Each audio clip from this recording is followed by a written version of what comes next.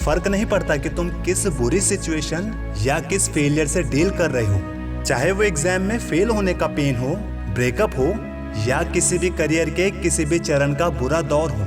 जिंदगी सबकी लेती है समय समय पर, और बुरा दौर फेस करने वाले तुम अकेले नहीं हो दोस्त। ये तो लाइफ का अपना लॉ है जिसमें इंसानों के इमोशन को नजरअंदाज कर दिया जाता है।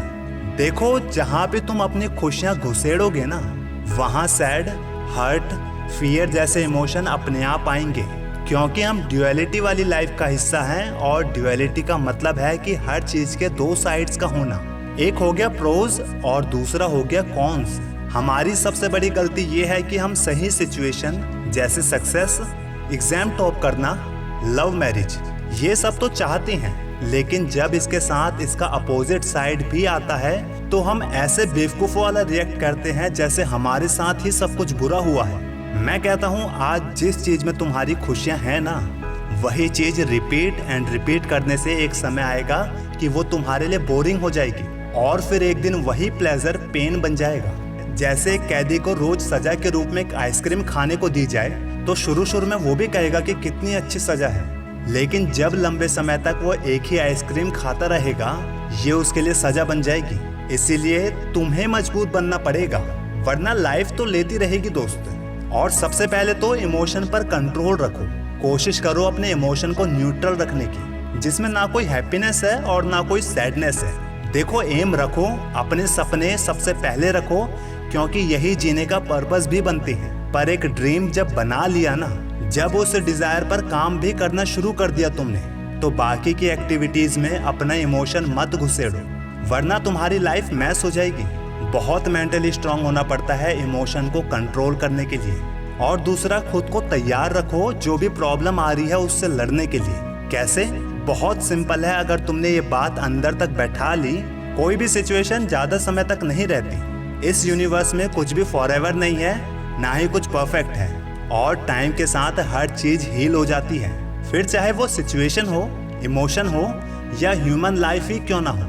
एक और जरूरी बात जो तुम्हें जान लेनी चाहिए कि मेंटली स्ट्रांग का ना होने का सीधा मतलब है कि तुम मेंटली वीक हो। कोई भी अनहोनी सिचुएशन के आते ही तुम नर्वस हो जाओगे, और उस समय ना तो तुम्हारा खुद पर कंट्रोल होगा और ना ही खुद के थॉट पर। यह बात पूरी तरह सच है कि थॉट्स को रोका नहीं जा सकता, लेकिन किस थॉट को फ्यूल देना है या किस थॉट को एंटर होने देना है, ये हमारे ही हाथ में है। वरना थॉट्स आते जाते रहेंगे, उस पर कॉन्शियस ही नहीं रहोगे तो वो थॉट कोई समस्या थोड़ी रहेगी। वो जो इंटरव्यूज में नर्वस हो जाते हैं या कहीं भी नर्वस हो जाते हैं, उसका कारण ही यही है। उस समय उनका फोकस आंसर देने के बजाय थॉट्स पर चला जाता है। अरे, जब तुमने सही थॉट्स को फ्यूल दिया होता तो तुम्हें पता रहता ना इन्हीं विचारों के ग्रुप में से किस विचार को कब, कहाँ, कैसे यूज करना है। और ये थॉट्स को यूज करना आता कहाँ से है? मेडिटेशन और मोटिवेशन से। सुनो, नॉलेज बनाते हैं विचार, विचार से बनते हैं हमारे एक्शन, और एक्शन से बनते हैं हम। तो सबसे पहली गलती है कि नॉलेज किस चीज की ले रहे हो तुम। अगर तुम नॉलेज ले रहे हो किसी अच्छी मूवी की जिसमें सीखने के लायक है तुम्हारे करियर के लिए, तो वो नॉलेज तुम्हारे थॉट्स बनेंगे। मुझे ये बताओ, क्या रिलेशनशिप कोई करियर है? क्या प्यार, सो कॉल्ड लव, कोई करियर है? नहीं है ना। तो रोमांटिक बॉलीवुड मूवी देखने पर क्या फायदा होगा? वो भी उस समय जब तुम्हारे लिए अपने करियर पर फोकस करना जरूरी है। ये मूवी और सोशल मीडिया का ही कारण है कि कंपैरिजन आज इतना बढ़ गया है कि लोग अपना मेंटल पीस खो रहे हैं। और मेंटल पीस खोने का मतलब है मेंटली वीक हो रहे हैं लोग। देखो, मैं ये नहीं कह रहा कि सोशल मीडिया के सिर्फ नुकसान ही है, लेकिन सवाल ये है कि क्या तुम्हारा करियर उससे रिलेटेड है? जिस चीज को देखने से, चलाने से उसकी नॉलेज जबरदस्ती तुम्हारे माइंड में घुस रही है। इसीलिए वो चीज देखो, वो एक्शन लो जो तुम्हारे करियर से रिलेटेड है।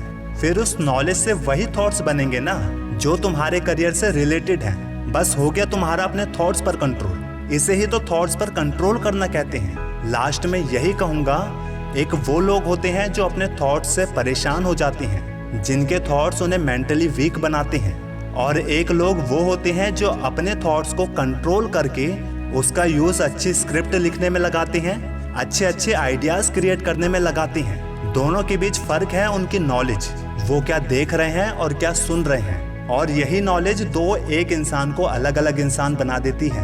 अब फेल होने का डर कैसे दूर करें, इसके ऊपर वीडियो बना रखी है जबरदस्त, तुम्हें स्क्रीन पर दिख रही होगी। वीडियो जरूर देखना, तुम्हारे काम आएगी। मिलता हूँ तुमसे अगली वीडियो में।